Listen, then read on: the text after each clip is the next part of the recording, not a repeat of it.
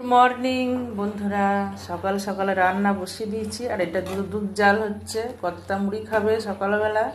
কালকে রাত্রে দুধ জাল দিইনি আমরা, কালকে অনেক ব্যস্ত ছিলাম, সময় পাইনি, তো যার জন্য আজকে দুধটা জাল দিলাম। আজকে সব মুড়ি টুড়ি খাওয়া হয়ে যাবে দুধ দিয়ে। এদিকে ভাত বসিয়েছি আমি। আজকে কি রান্না করছি চলুন দেখাই। আজকে কিছু নেই সবজি টবজি, এই যে বিউলির ডাল সেদ্ধ করে রেখেছি, বিউলির ডালটা ছোঁকা হবে। আর এই যে আলু কেটে রেখেছি, আলু পোস্ত হবে। পোস্ত পেস্ট করা হয়ে গেছে, এখানে লঙ্কা পেস্ট করে রেখেছি। আলু পোস্ত আর বিউলির ডাল আপাতত এটাই হয়েছে। কালকে রাত্রে চিকেন আনা হয়েছিল, চিকেন খাওয়া হয়ে গেছে। আজকে এই নিরামিষই হবে, তারপরে বেলায় দেখা যাক কি করি এখন।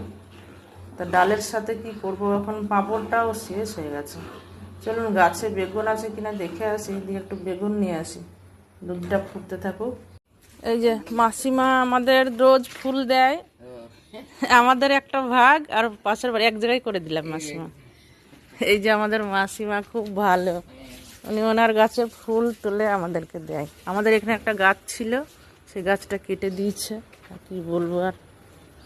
এই নিন, ওর এখন বাথরুমে ঢুকেছে। এই যে আমাদের পাশের বাড়ি দেয়, আর আমরা নিই। জবা ফুল একটাই ফুটেছে এটা আজকে, দাঁড়ান পিছনে ফুটেছে না দেখি, দাঁড়ান। আমাদের সব ফুল সকাল মানে পিছনে ফুল ফোটেনি দাদা, একটাই আছে। থাক তাহলে, এগুলো থাক, ওই কর্তা যখন ফুল তুলবে ও নেবে, ও তুলবে যখন তখন নেবে। আমি বেগুন তুলতে আসলাম। ওম আয়, বেগুনটা তোল। ওই যে দেখ কোনটা বড় হয়েছে। আমাদের ওম কালকে আবার এসছে, ওর সেই জঙ্গিপুরে বাড়ি, ও আমাদের প্রোগ্রাম আছে বলে ওম এসছে কালকে, ওর বাবা দিয়ে গেছে ওমকে। আবার সেই শনিবার রবিবারে যাবে ওরা। এই দেখ এটাও বুড়ো হয়ে গেছে। ওরে বাবা, টান দেখে কেমন ধান, আমি গাছটা ধরি নাহলে গাছটা ছিঁড়ে যাবে। নে টান।